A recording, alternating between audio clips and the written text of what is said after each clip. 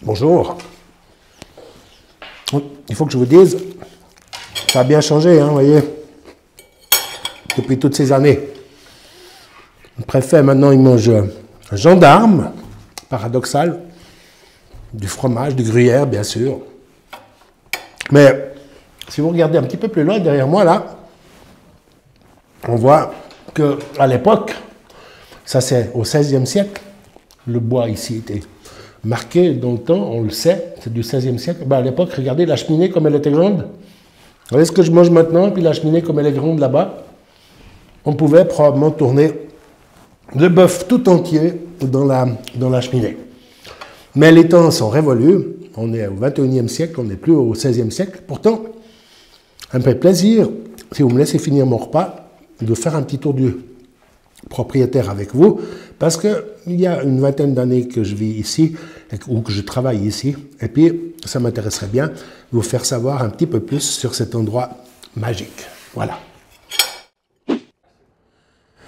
Voilà, Veuvezanne, Veuvaison, on n'accueille pas les gens dans une cuisine, on met son chapeau parce qu'il ne fait pas chaud, une tenue de 1800, et puis on sort dans la cour accueillir les gens qui nous font l'honneur de venir au château.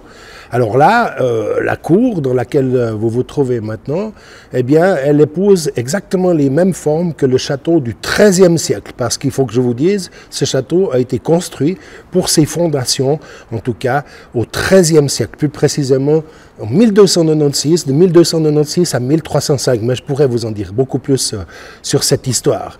La rude montée du château que vous avez faite pour arriver jusqu'ici, avant de passer le portail ou le portique d'entrée, eh bien, vous avez laissé sur votre droite en montant un fronton, un bastion d'artillerie qui est probablement, lui, du XVIe siècle. Ce qu'on peut dire, c'est que la muraille de cette cour s'étendait loin dans la ville, en contrebas, en direction de l'ancienne église, l'actuel institut Saint-François de Sales. Voilà pour le plus important. Donc on est sur des fondations du XIIIe siècle, de 1296, et c'est quand même pas rien. Après ça, eh bien, vous voyez que la cour pavée donne sur les différentes structures présentes actuellement au château, la préfecture, là où je me trouve de ce côté, mais également l'état civil, la police, la justice de paix. Voilà pour les choses principales qu'on peut dire de cette cour. Si on fait le tour de la cour, à différents endroits, on va voir des écussons, soit d'un seigneur ou d'un autre, d'un bailli ou d'un autre qui a marqué son passage, par exemple en faisant les transformations d'une aile ou les transformations d'une pièce, et c'est pour ça qu'on trouve des dates assez disparates sur tous les murs ou toutes les portes de la cour et du château. Par exemple, pour la petite histoire, c'est très drôle, la porte qui se trouve juste ici au bas des escaliers, eh bien, elle est marquée 1618. Il se trouve que par les hasards de la vie, quelques siècles plus tard, 1618, c'est devenu le numéro postal de la préfecture, de Châtel-Saint-Denis, pardon. Donc voilà une petite anecdote rigolote en passant. Voilà, moi je vous invite à continuer. Si vous êtes d'accord, on va entrer dans la salle des blasons, le sas d'entrée en somme du château d'autrefois.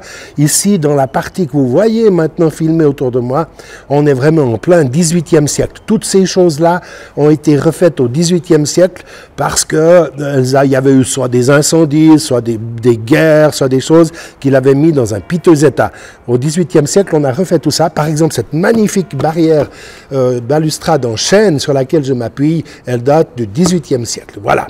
Alors, je vous invite à monter vers moi, et puis on va rentrer dans la salle des blasons, le sas d'entrée, pour arriver dans l'appartement du seigneur autrefois. Venez avec moi, je vous en prie. Voilà, venez, voilà, je suis content d'arriver avec vous ici, dans cette magnifique pièce, 18e siècle. Comme je vous disais, on est ici dans un ordonnancement à la française. On voit une symétrie parfaite, par exemple une porte ici, une porte là, et on se demande un peu pourquoi. Eh bien tout simplement parce que XVIIIe siècle, Versailles, le faste français a influencé ces architectes. C'était les frères Nader, des Hongrois, qui ont fait ces transformations au XVIIIe siècle, et puis qui étaient très imprégnés par tout ce qui était symétrique, les jardins, etc. Les jardins de la préfecture sont aussi de cette manière-là, en tout cas étaient comme ça à l'époque. Ici, à part le côté très symétrique des choses, il faut que je vous signale quelque chose d'intéressant. C'est que pour montrer sa richesse à l'époque, et Dieu sait si les baillis, les seigneurs qui ont défilé dans ce château étaient parfois riches à souhait, eh bien, on ne laissait jamais le bois brut, on l'enduisait d'une belle peinture, comme ici, on faisait des enluminures ou des bordures, et on mettait même, comme ici, de la cire chaude dans la peinture. Donc voilà, quand on est riche, on montre qu'on a plus que les autres. Le bois, tout le monde peut se le payer. Par contre, une belle peinture comme ça, tout le monde ne peut pas se le payer. Même chose dans la cour où nous étions tout à l'heure, les murs, les pierres, tout le monde peut se payer des pierres, trouver des pierres dans la nature. Par contre, les enduire de quelque chose, faire un bel enduit dessus, c'est pas donné à tout le monde et ça coûte un certain prix. Voilà. Maintenant, quelque chose d'intéressant dans cette pièce, un peu éclectique, parce qu'il y a des meubles de certains siècles, d'autres d'autres siècles, peu importe. Mais ce qui est intéressant, c'est cet armorial ici. Les armoiries de toute une série de seigneurs, de baillis, on va dire, qui sont venus ici au château depuis 1546, si j'en crois le premier écusson ici. Et on peut dire une chose qui est certaine, c'est que quand le canton de Vaud a été conquis par les Bernons en 1536, c'est à peu près à cette période-là que les choses vont basculer aussi pour le château de Châtel-Saint-Denis, qui va être repris, racheté par l'État de Fribourg. Et ça appartenait à un monsieur qui s'appelle François Blanc. C'est pas le boucher qui est là aujourd'hui, mais il s'appelait François Blanc. C'est authentique et c'est lui qui a vendu Châtel-Saint-Denis à l'État de Fribourg autour de 1536. Et puis, vous voyez, depuis 1546, le canton de Fribourg s'est dit: ces crapauds de valaisans, on va les faire surveiller par des baillis qui vont les mettre au pas si c'est nécessaire, qui vont les mettre à l'ordre si c'est nécessaire. Tout ça, ce sont effectivement des baillis. On trouve des grands noms de familles de Fribourg, comme par exemple les von der Weydt, Gottereau, les Daffry, les Schröter, etc. Parfois avec des orthographes un petit peu différentes de ce qu'on a l'habitude de voir aujourd'hui au XXIe siècle. Intéressant aussi sur cet armorial, une dernière chose, c'est que sans qu'on en voie la transition, depuis 1848, même un peu avant, depuis 1800 et des poussières, depuis l'acte de médiation en fait, Napoléon avait mis un petit peu d'ordre aussi en Suisse, entre les cantons qui se bagarraient. Eh bien, depuis l'acte de médiation, il y a des préfets. Et d'ailleurs, je crois qu'on voit le premier préfet ici inscrit 1814. L'acte de médiation, si je ne m'abuse, c'était 1803, sauf erreur. Donc voilà, depuis ici, on peut dire c'est une succession de préfets qui s'est faite, voilà, jusqu'à mes prédécesseurs ici, les Barras, Genoux, Curat, Rohrbasser, et ici, mon armoirie familiale, Chevalet, qui vient du mot chevalier, comme vous pouvez le deviner en voyant l'écusson. Ce que je montre aussi, puis je trouve ça assez comique, j'espère que je me trompe, c'est que préfet n'est pas forcément un métier de grand avenir, puisqu'il y a la place plus que pour deux seuls préfets. Le prochain va être élu ce dimanche, alors je lui souhaite bonne chance d'ailleurs, et il aura un jour son armoirie familiale, comme la mienne, inscrite ici. Voilà. Si vous êtes d'accord maintenant, après cette pièce 18e siècle, les frères Nader, ces Hongrois, ils ont eu le souci de garder cette symétrie de cette pièce dans les dans les trois autres pièces qui entourent celle-ci. Tout est symétrique dans ces pièces-là, et on va passer venez avec moi, on va passer dans la salle de réunion, la salle qui probablement qui a eu servi de salle à manger aussi, qui sert aujourd'hui de salle de mariage, une salle assez belle avec des tableaux anciens qui appartiennent à l'État de Fribourg. Voilà une salle tout à fait intéressante. On retrouve comme on a vu de l'autre côté, eh ben, on retrouve bien sûr nos deux portes ici. Voilà, vous voyez, on retrouve cette symétrie qui leur était très chère. Et comme je vous ai dit, on a pratiquement ici la même pièce que là à côté, et puis la même pièce que là-bas. C'était toujours cette obsession de la symétrie. Alors, pour ma part, j'ai toujours voulu que dans cette pièce, peut-être la plus fréquentée du château, j'ai toujours voulu qu'on conserve aussi des tableaux anciens qui sont un petit peu en harmonie avec le cadre, même si on peut avoir aussi du moderne, du design, mais on a aussi des choses anciennes. On pourrait penser à des peintres comme Anker ou à des peintres comme Hodler, des peintres qu'on aime bien en Suisse, par exemple, ce magnifique tableau là-bas qui s'appelle « La leçon de lecture ». Voilà quelque chose d'intéressant à dire ici. Maintenant, la pièce, comme elle est configurée ici, c'était une salle à manger, en tout cas à l'époque où j'habitais dans le château. Et aujourd'hui, comme je vous l'ai dit, c'est devenu la salle des mariages. L'état civil reçoit les personnes qui veulent se marier ici avec leurs témoins. Et la cérémonie de mariage se passe ici. Et après, quand les gens sont contents, qu'ils ont pu applaudir et chanter et crier, eh bien, ils sortent dans le jardin pour aller quelquefois faire une photo ou bien pour aller prendre une coupe de champagne avant de partir un petit peu plus loin. On verra les jardins tout à l'heure ensemble. Oui, venez, entrez seulement, je vous en prie. Voilà. Ici, nous nous trouvons dans mon bureau, le bureau du préfet, en tout cas c'est celui que j'ai choisi. Je dois dire que j'ai pris la plus belle pièce, celle qui est orientée à la fois au soleil levant et au soleil du midi. Donc je me plais beaucoup dans ce bureau. Heureusement parce que j'y passe beaucoup de temps. Et puis c'est vrai que ça fait 19 années que j'y passe du temps.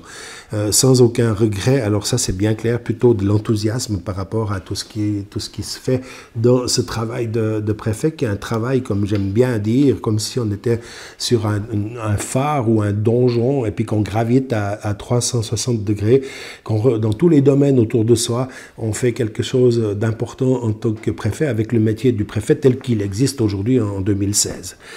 Puisque je parle de donjon, et là c'est quelque chose qui va vous intéresser, je vais vous montrer une gravure extrêmement importante parce qu'elle donnera un éclairage sur la suite de notre visite du château. Cette gravure, c'est celle-ci, c'est la gravure du docteur Erliberger.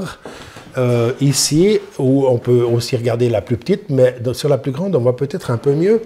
Le point sur lequel j'attire votre attention, c'est le donjon, ici, ce magnifique donjon carré, qui, si vous avez été attentif en montant au château aujourd'hui, comme le sont les châtelois depuis où ils habitent, eh bien, n'existe plus. Ce magnifique donjon carré n'existe plus. Aujourd'hui, le château, il est un peu plus banal, si j'ose dire. C'est jamais banal, un château, mais enfin quand même, puisqu'on a supprimé ce donjon carré. Alors, qu'est-ce qui s'est passé? En fait, c'est assez simple. En 1758, il y a eu un incendie ici dans le vieux bourg de Châtel. D'ailleurs, on reconnaît certaines maisons du vieux bourg de Châtel, celle-ci en particulier, on la reconnaît très bien. Il y a eu un incendie dans le bourg de Châtel, le vieux bourg, et les flammes, avec le vent, c'était certainement pas la bise, en tout cas pas, mais avec le vent, sont arrivées contre le donjon du château, qui lui était pavillonné, fait avec des pavillons comme un chalet d'alpage, et bien entendu, vous pouvez bien l'imaginer, tout a brûlé lamentablement. Voilà, donc 1758. Cette gravure, elle a été faite 2 ans avant. On a de la chance par Erliberger, et on a comme ça la vision du château avant l'incendie de 1758. Vous verrez tout à l'heure dans la visite du donjon, eh bien, même si on ne voit plus cette partie-là, que c'est comme ça aujourd'hui, eh bien, vous verrez qu'il y a le canton de Fribourg a trouvé un artifice que je trouve très intéressant avec les architectes pour remettre en valeur ce donjon qui n'existe plus. J'en dis pas plus, je vous laisse la surprise pour tout à l'heure. Voilà, dans mon bureau, en dehors du fait que j'aime recevoir les gens et puis que je travaille passablement, eh bien, j'aime aussi avoir autour de moi des œuvres d'art, en principe plutôt des régionaux de l'étape, si j'ose dire, comme par exemple derrière moi Charlie Cottet, qui était un immense ami et un peintre connu internationalement, mais j'ai aussi des choses de d'autres artistes. Je viens d'avoir des Sugneaux, ici il y a des écussons qu'on vient de m'offrir du district et de ses communes du canton du canton et de ses districts qui sont contre mur. Je viens de les mettre parce que je viens de recevoir ce cadeau. Ça date un peu, on voit qu'il y a encore les 15, 16 communes d'autrefois. Et puis aujourd'hui, il n'y en a plus que 9 dans le district de la Veuvez. J'ai aussi au mur actuellement des dessins, essentiellement des dessins de Jean-Paul Monard. Et je suis très content parce que Jean-Paul Monard, c'était un garçon de Châtel-Saint-Denis qui malheureusement est décédé beaucoup trop vite et qui était extrêmement doué dans le dessin. Vous allez en voir un peu partout contre les murs, en particulier des portraits comme le portrait ici de l'abbé Beauvais, ou bien il a fait énormément de portraits de Bernard Romanons que vous verrez dans les corridors ou ailleurs contre les murs. Voilà ce que je voulais vous dire par rapport à ce bureau. Alors voilà. Alors là, ça devient intéressant, mais ça serait mieux si c'était en plein jour parce que il y a un coup d'œil magnifique. Mais avant de regarder tout autour, peut-être, comme je vous disais avant, je parlais de symétrie, c'est intéressant de voir ces façades là juste derrière moi. Parce que là aussi, il y a normalement la symétrie. Je dis normalement parce que pour des questions de confort, ou probablement au XXe siècle, au début du XXe siècle, on a cassé cette symétrie. Vous voyez, 1, 2, 3 fenêtres, une porte-fenêtre. Il devrait y avoir 1, 2, 3 fenêtres et il n'y en a que 2 parce qu'une fenêtre a été transformée en porte-fenêtre. Sur le toit, un peu plus haut, vous avez 4 lucarnes qui elles aussi sont posées symétriquement. Et dans le jardin où vous vous trouvez maintenant, eh bien, il y avait autrefois un ordonnancement à la française avec des petites haies de buis. On retrouve encore ces 4 buis dans les bords qui laissent à penser qu'on est dans un ordonnancement un petit peu particulier. Alors, maintenant on est sorti sur le jardin, je veux peut-être juste avec vous faire le tour, très brièvement, pour vous raconter une petite anecdote. D'abord, la peur de ma vie, c'était le 26 décembre 1999. Je dormais ici, dans la chambre, quand un coup de canon est arrivé, c'était Lothar. Lothar, le terrible ouragan, qui avait décapsulé, on peut dire comme ça, la tourelle qui se trouve ici en face de moi. Le toit de la tourelle, les ardoises de la tourelle, on voit qu'elles sont neuves, ont été éjectées, soufflées par le vent. Voilà, pour une anecdote un peu spéciale. Et puis, autrement, ici, j'aime bien dire, ben voilà, on est tout près du clocher, et j'aime bien aussi dire que ce panorama est vraiment exceptionnel, même si maintenant de nuit on verra peut-être pas grand-chose, mais en passant du Molaison à Tézachaux, à la Dent de Lys, à la Cap aux Moines, et en tournant de l'autre côté, plein sud, on a, quand il fait beau, le Mont Blanc, c'est absolument magnifique. Maintenant, peut-être une petite explication sur cette tourelle qui se trouve ici devant moi. Celle-ci, il paraît, à une certaine époque, quand les préfets n'avaient pas trop de travail, j'imagine, ou les baillis pas trop de travail, il paraît que dans cette tourelle, il y avait le salon de thé, n'est-ce pas? Il paraît même que quelques dizaines d'années en arrière, certains préfets allaient prendre le thé l'après-midi dans la tourelle. Ici, il y a une jolie petite cheminée. Aujourd'hui, c'est surtout le paradis des araignées et des mouches. Mais voilà, donc il y avait des époques où les préfets peut-être avaient un petit peu de temps pour eux, pour la petite histoire et pour rigoler. Moi, quand je suis arrivé préfet dans ce magnifique château en 1998, quelqu'un m'a dit « Mais qu'est-ce que tu vas faire l'après-midi si tu es préfet ?» Alors, je vous rassure, là, il y a vraiment assez de travail pour le matin et l'après-midi, la soirée et le week-end aussi. Mais à part ça, un travail formidable. Et on arrive ici, pour l'anecdote, dans l'immense Galta, qui a été évidemment complètement nettoyé parce que quand je suis arrivé au château, c'était vraiment le paradis des bêtes, en particulier des fouines. Elles avaient fait pas mal de dégâts dans les archives qu'on conservait à cet étage, des archives style la feuille officielle du canton de Fribourg ou des choses comme ça. Et aujourd'hui, tout a été mis en ordre. Vous voyez, il y a des ventilations qui sortent de partout. Mais néanmoins, il y a cette charpente exceptionnelle, très souvent taillée à la hache, comme ça se faisait à l'époque. On voit les coups de hache qui ont été donnés dans la poutraison pour équarrir, égaliser, etc. Donc un très très bel endroit, complètement inutile, si ce n'est que, comme dans les maisons d'antan, eh bien le Galta, même s'il est très grand, c'est aussi une protection contre les grandes chaleurs de l'été ou contre les grands froids de l'hiver, en faisant une espèce de vide de poche d'air ici, qui est difficile à passer. Voilà pour ce Galta, mais si vous me suivez, il y en a encore un autre en bas. Alors attention à la descente parce qu'elle est vertigineuse.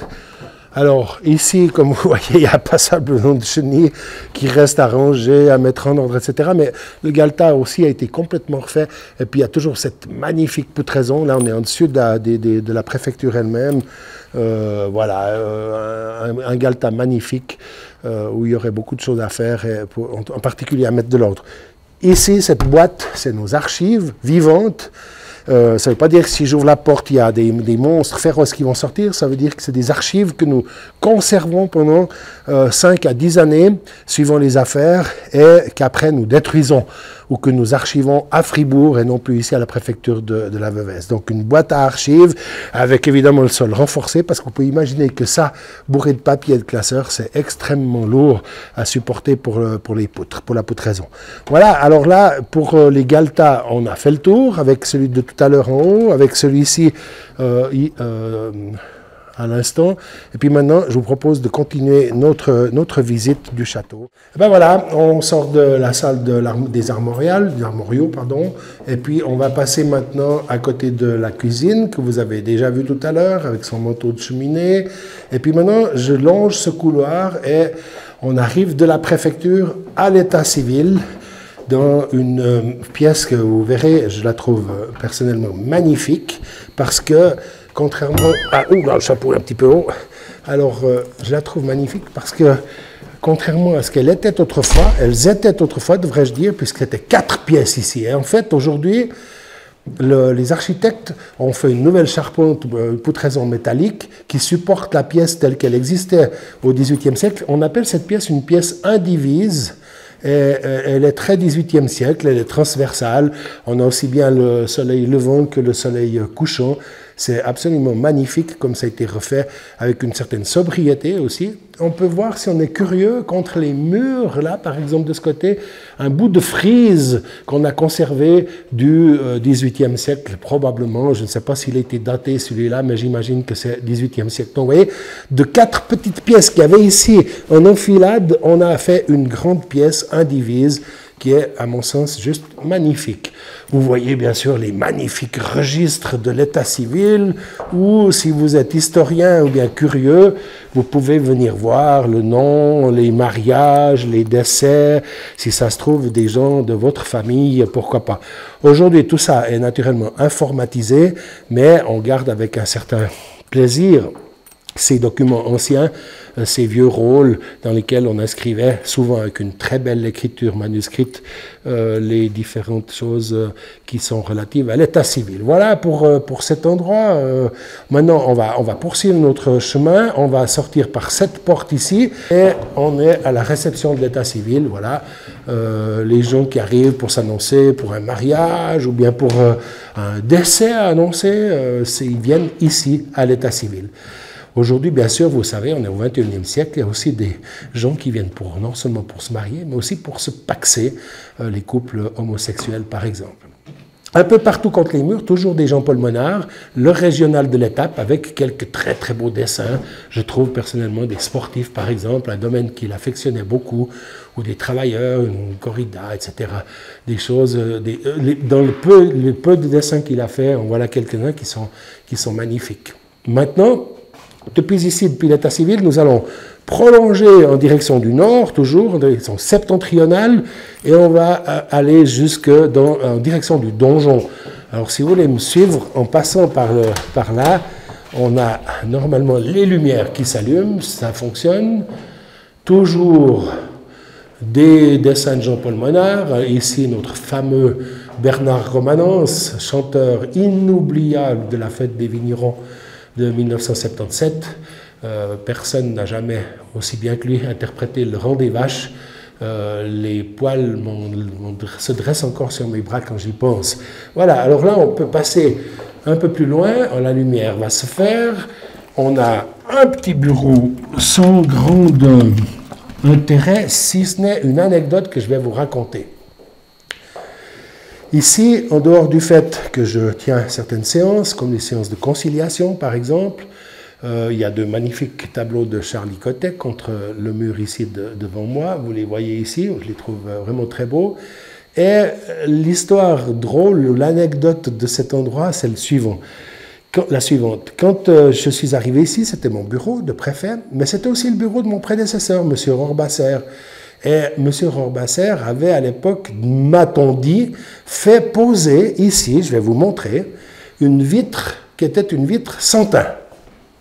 Donc, ça signifiait que du bureau qui était là-bas, à travers la vitre sans teint, le préfet pouvait voir, et j'ai vécu ça aussi, arriver les gens sur la galerie ici qu'on a traversée tout à l'heure, et pouvait à la limite dire « Ouh là là, cette personne-là, j'ai pas du tout envie de la voir, je fais faites comme si je n'étais pas là ».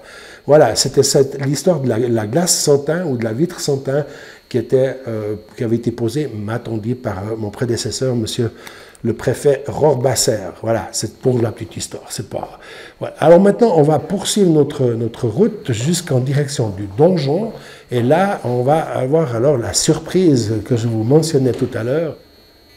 Alors voilà, vous venez de voir ce dont je vous parlais tout à l'heure, ce magnifique puits de lumière qui, à mon sens en tout cas, redonne au donjon une certaine majesté, au moins à l'intérieur.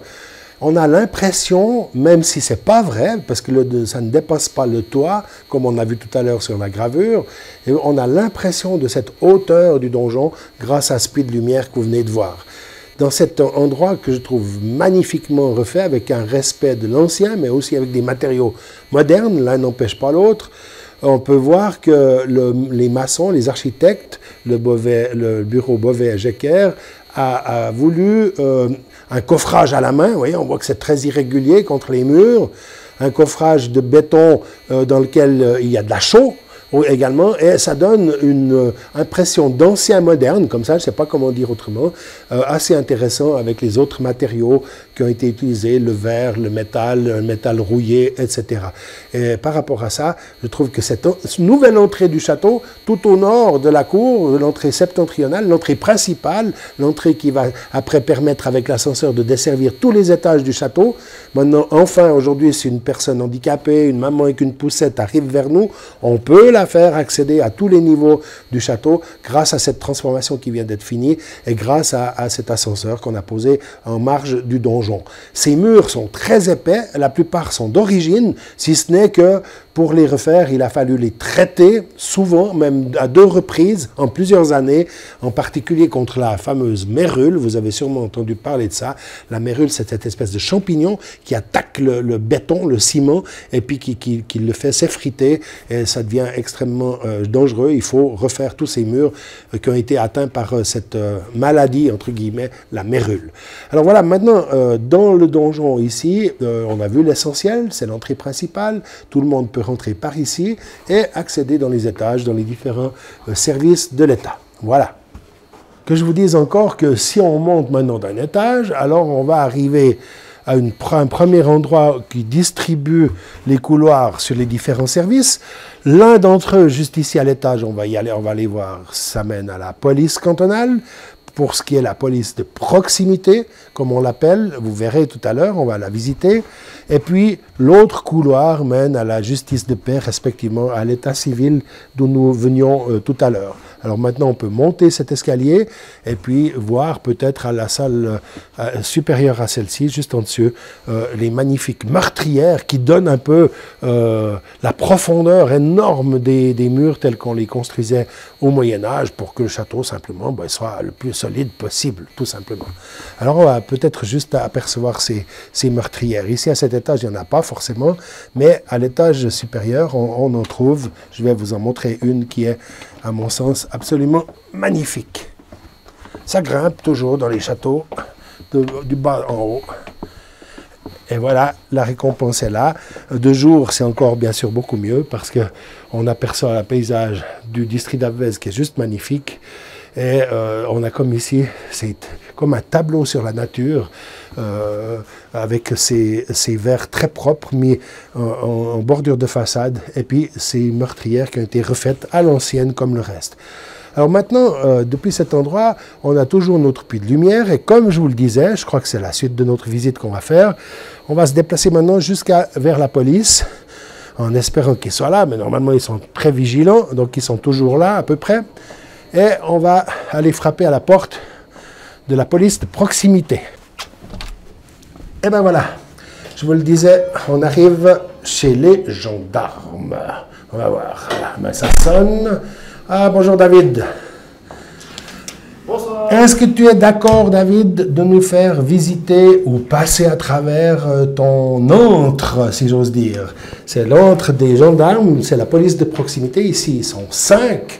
Il n'y a plus que les courageux qui travaillent le soir, dont 2 dames. 5, dont 2 dames qui font la police de proximité, comme on l'appelle, pour la plus grande satisfaction, je m'empresse de le dire, de nos citoyens qui sont très contents de voir les gendarmes. Dans le temps, on avait peur du gendarme, de ouh là là là là là là, puis aujourd'hui, on est content de voir les gendarmes parce qu'on sait qu'ils veillent à notre sécurité. Alors, avec ton autorisation, on va forcer la porte du bureau des gendarmes. Merci beaucoup.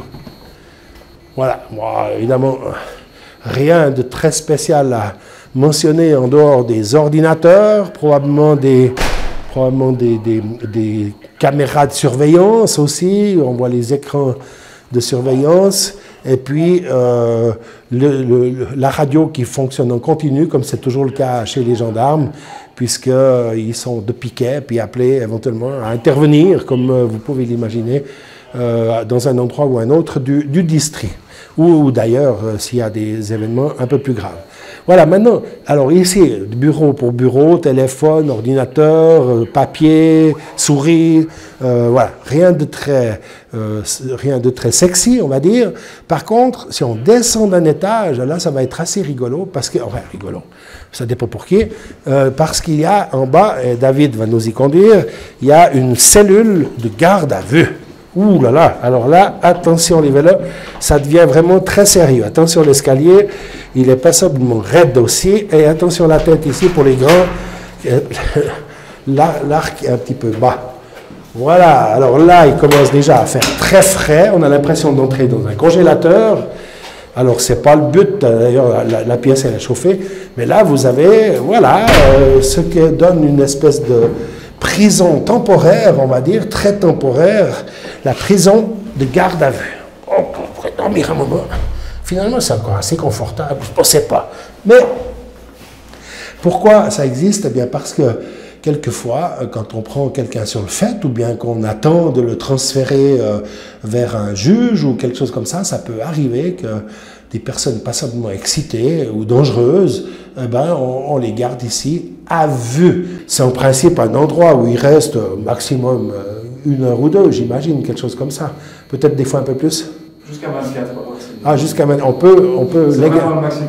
Voilà, on peut légalement les tenir jusqu'à 24 heures ici. Donc voilà, vous voyez qu'on ne peut pas dire que c'est tout confort, c'est pas le grand hôtel, mais enfin, c'est quand même mieux que rien. Et voilà. Donc c'est intéressant de voir cette porte blindée, si j'ose dire, et puis métallique, où vraiment on a l'impression d'être en prison, double tour, comme ça, voilà, etc. Ça résonne encore, voilà, encore là, il y a encore une sécurité. Donc voilà, c'est peut-être la chose la plus intéressante à montrer. Il faut se souvenir qu'autrefois, en haut dans les étages que nous avons visités, il y avait des prisons. Je me souviens quand j'ai commencé mon métier en 98, 99, 2000, qu'il y avait encore 3 prisons, une double puis 2 simples, si je me rappelle bien, qui étaient dans les vieux murs du château. Elles ont été supprimées parce qu'elles étaient considérées comme vétustes et puis surtout insalubres. Et c'est depuis lors, on n'a plus de prison ici au château à Château-Saint, en dehors de cette cellule de garde à vue qui permet, comme l'a dit notre ami David, de garder quelqu'un jusqu'à 24 heures si nécessaire. Ça arrive pas souvent, mais ça arrive quand même de temps en temps. Alors voilà, je vous l'avais dit, d'une prison à l'autre, hein, vous voyez, on a vu tout à l'heure la cellule de garde à vue. Cette fois-ci, nous, on est dans une prison mobile. Alors, je vous dis, c'est vachement inconfortable. En tout cas, quand on fait 183 cm comme moi, je vous demande l'autorisation de sortir si vous êtes d'accord. Puis je vous explique un petit peu. Alors, j'arrive, attention. Ouh là là, c'est casse-gueule. Hop là. Oh. Ouf. Content de sortir de là-dedans. On ne peut pas se tenir tout long, hein. Alors, le principe était relativement simple. Vous voyez, bon, pas très confortable. On ne peut pas dire qu'il y a la télévision et tout confort, mais le principe est simple. On montait les madriers les uns sur les autres, les poutres les unes sur les autres, un peu comme des Legos, comme ça, un peu, voilà. Et on chevillait tout ça en haut, là, vous voyez, les chevilles en bois. Et puis voilà, on avait construit notre belle prison.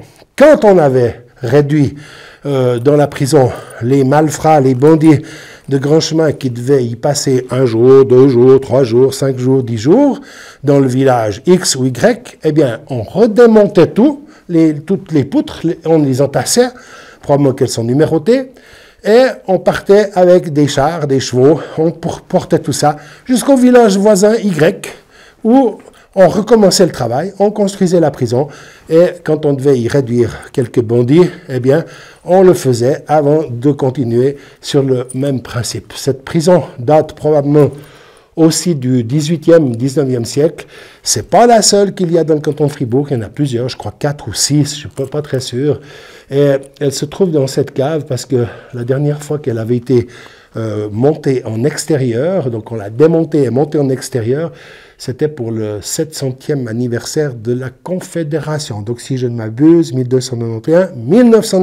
Voilà, c'est la dernière fois qu'elle a vu le jour. Autrement, elle est à journée faite dans cette cave voûtée magnifique du château. Probablement une cave où si on faisait dater les pierres, les différentes pierres, les différents cailloux de la fondation, eh bien, on retrouverait des pierres du XIIIe siècle, puisque c'est la date de fondation du château. Voilà, pour la prison mobile. Alors, vous pouvez me suivre maintenant. Voilà, on sort dans cette espèce de caveau magnifique, avec une voûte ici. J'ai toujours rêvé d'en faire une espèce de cave à jazz ou cave à musique, et puis d'inviter les gens, bien sûr à la belle saison, parce que vous voyez, à Brabant, il fait froid, hein, et ici il fait toujours frais, et ce caveau est superbe, il faudrait simplement le remettre en état, puis éventuellement supprimer cette cave. De toute façon, le préfet ne boit pas de vin, alors à quoi sert-il d'avoir une cave? Voilà, ça ce serait ma proposition pour mon successeur. On supprime tout ça, et puis on fait une cave à jazz ou une cave avec de la musique. Je suis sûr que vous serez d'accord avec moi. Si maintenant, depuis ici, on poursuit notre chemin, on arrive dans le jardin que nous avons vu tout à l'heure. Ça permet aux gens qui sont au jardin de sortir aussi par là, par exemple lors de mariage ou autre. Et puis il y a différentes pièces, dont une très belle buanderie, encore avec les instruments, alors beaucoup plus récents, mais quand même intéressant, une vieille cheminée, probablement où on bouchoyait, où on cuisait la viande pour préparer les saucisses et des choses comme ça. On retrouve une vieille couveuse, comme on disait dans le temps, où les grands-mamans, ou plutôt les arrière-arrière-grands-mamans, lavaient le linge autrefois. Il n'y avait pas 36 autres moyens. La machine à laver n'existait évidemment pas, mais là, on parle du siècle passé, on parle des années 1940, 1950, 1960, où ces choses-là ont existé encore un peu dans nos vieilles fermes, en particulier dans le monde agricole. Voilà. Pour cette buanderie, si j'ose dire. On peut en sortir. Et on va se retrouver, bien entendu, dans la cour principale, si on passe la fameuse porte frappée aux effigies, aux couleurs en tout cas, de l'État de Fribourg. Ben voilà. Et bien comme ça, on a fait le tour, on a bouclé la boucle, à peu près, il reste encore des choses à visiter, j'aurais pu vous montrer encore la justice de paix, mais c'est simplement des locaux. J'aurais pu vous montrer où étaient autrefois les latrines, côté cimetière, côté où il y a un talus, quelque chose comme ça. Mais je crois que l'essentiel, on l'a vu. Alors maintenant, il est temps de finir de manger dans une pipe, mais heureusement que c'est de la viande froide d'ailleurs, parce qu'autrement, ça jouerait plus. Alors voilà, j'espère que vous aurez eu beaucoup de plaisir à me suivre dans cette visite du château. Mais alors, le mieux, c'est de se rendre compte par soi-même, et vous êtes toutes et tous cordialement invités en tout temps à venir chez vous, puisque le château, bien chers citoyens et citoyennes, vous appartient aussi un peu. C'est un peu de vos impôts qui sont ici dans les transformations qu'on a vues en faisant notre pérégrination dans les couloirs du château. Alors, merci de votre bonne attention, puis surtout bon appétit. Hein. Je vous invite à venir, hein, il faut venir. Allez, à bientôt.